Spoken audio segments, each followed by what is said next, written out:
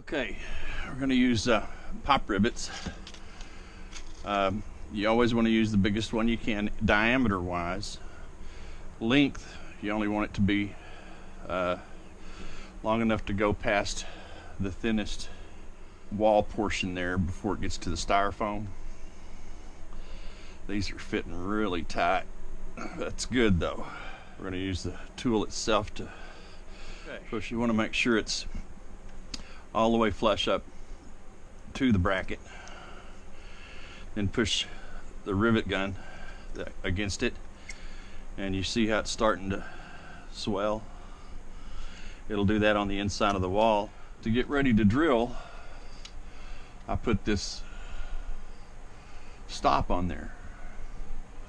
That stop is as long as I want to drill, in case there's a wire or wouldn't be any plumbing in there because we're in a slide, but we're going to drill only that deep.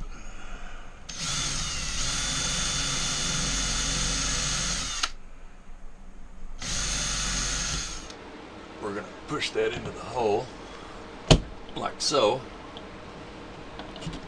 and holding it firmly up here at the top. There we have it. Now that's so tight I can't even turn it.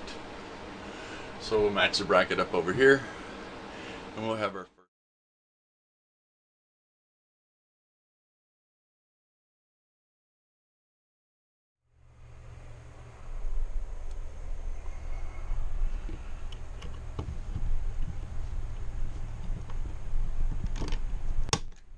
There we go. So we'll put the last two rivets in right here, just for safety's sake, and we'll move on to the next. See this little tear right here? Later I'm going to get some paper off of the inside of the cabinet, tear off a piece, and patch that up where it looks pretty good. Okay, Rick.